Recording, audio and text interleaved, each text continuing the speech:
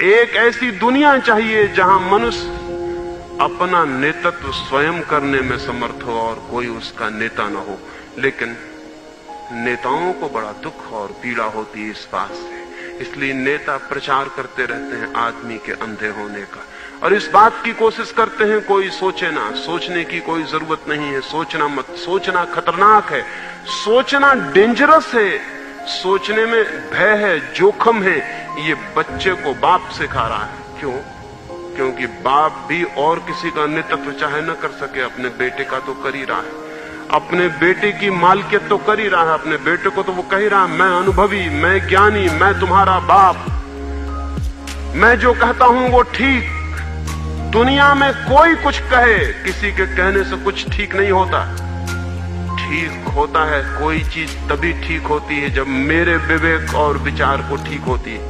सारी दुनिया कुछ कहे, लेकिन मेरे विवेक और विचार में जागृत होकर अगर वो चीज प्रतिफलित नहीं होती तो वो ठीक नहीं होती। लेकिन बाप कह रहा है कि मैं कहता हूं वो ठीक, माँ कह रही है कि मैं कहती हूं वो ठीक, स्कूल का शिक्षक कह रहा है कि मैं जो कहता हूं वो ठीक है, दुकानदार कह रहा है कि मैं जो कहता हूं वो ठीक है, विज्ञापनदाता कह रहा है कि हम जो टूथपेस्ट बेचते हैं वही ठीक है, हम जो साबुन बेचते हैं वही ठीक है, सिनेमा वाला भी वही कह रहा है, राजनीतिक नेता भी वही कह रहा है कि मेरे मार्के की राजनीति ही ठीक है, मेरा शास्त्र ठीक है। सब तरफ इस तरह के लोग हैं जो कहते हैं हम ठीक हैं, और तुम्हारा काम इतना है, तुम अच्छे आदमी हो अगर हम जो कहते हैं तुम उसे मानो, और तुम गलत आदमी हो अगर तुम गड़बड़ करो, अगर तुम विद्रोह करो, अगर तुम सोचो तो तुम ठीक आदमी नहीं हो, तुम सज्जन नहीं हो। ये चारों तरफ की चेष्टा ने एक एक आदमी की आत्मा को बंदी बना दिया है, उसे मुक्त होने के उपाय नहीं छोड़े। और जो हमें बंदी बनाए हुए हैं, हम सोचते हैं वे ही हमारे मार्गदर्शक हैं,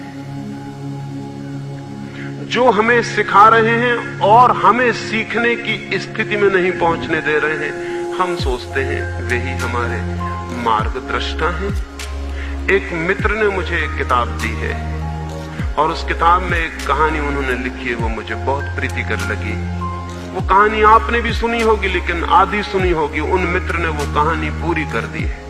आपने भी सुना होगा कि एक सौदागर था, टोपियां बेचने वाला। वो टोपियां बेचने गया हुआ है गांव किसी दूर बाजार में, रास्ते में ठहरा है एक झाड़ के नीचे, टोपियां रखी हैं उसकी टोकरी में, वो सो गया है, थका मांदा है। बंदर उतरे हैं, टोपियां लगा के झाड़ पे चढ़ गए, और झाड़ पे चढ़ के बंदर बहुत इठला रहे हैं।